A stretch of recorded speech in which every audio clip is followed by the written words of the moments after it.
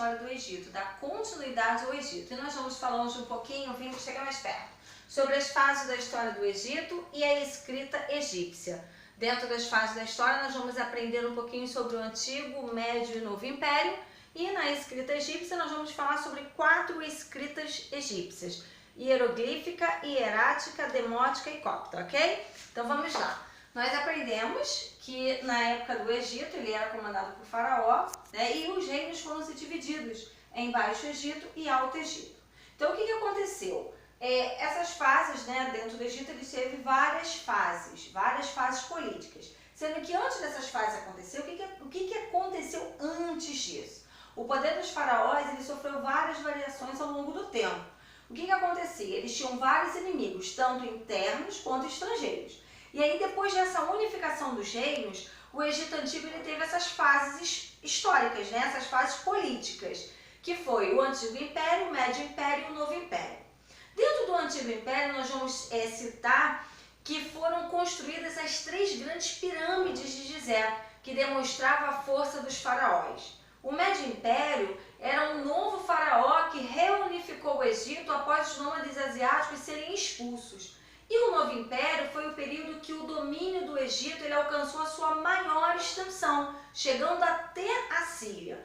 E aí nós vamos também ressaltar que depois de todo esse momento, a sociedade egípcia ela não seria mais a mesma. Haveriam várias mudanças, ok? E dentro dessas mudanças, a gente sabe que, assim como os outros povos lá da Mesopotâmia teve a necessidade da escrita, os egípcios também teve uma necessidade muito grande de criar a sua escrita. Até porque, como nós vimos, a escrita cuneiforme dos sumérios ela foi utilizada por várias outras sociedades.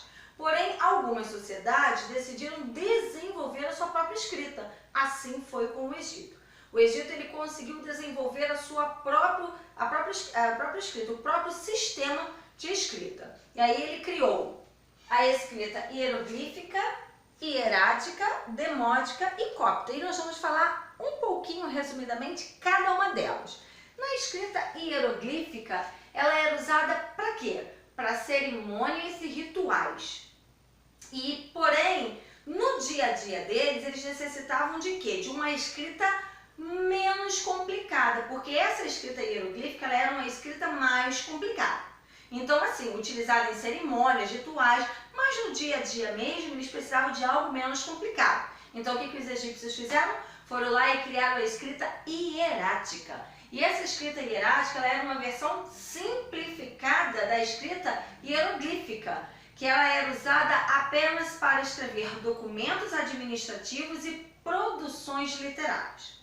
Havendo novamente uma necessidade de criar uma nova escrita, foi então criada a terceira escrita, a escrita demótica, que ela também era uma escrita hieroglífica simplificada, porém muito mais simplificada do que a hierática, e ela foi desenvolvida para auxiliar no comércio. Ou seja, podemos observar que as 3 primeiras escritas elas tiveram suas funções. A primeira hieroglífica utilizada nas cerimônias e rituais, a hierática como documentos administrativos e produções literárias e a demótica para auxiliar no comércio, sendo que eles necessitavam ainda de uma nova escrita. E aí criaram a 4ª escrita, a escrita copta, que ela foi elaborada depois da invasão grega no território egípcio. Quando os gregos vieram para o Egito, que eles invadiram o território egípcio, foi utilizado o quê? O alfabeto grego para escrever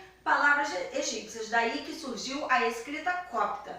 E ela era usada nas atividades administrativas. E aí nós podemos observar que assim como todos os outros povos tiveram uma necessidade de ter uma escrita, de desenvolver uma escrita, assim também foram os egípcios. E nós podemos observar que depois de tantas formas criadas por eles da escrita, nós vamos observar a importância da escrita para os egípcios naquela época, ok? Então não esqueçam que assim como todos os outros povos, os egípcios também havia necessidade da escrita e criaram a sua própria escrita, ok?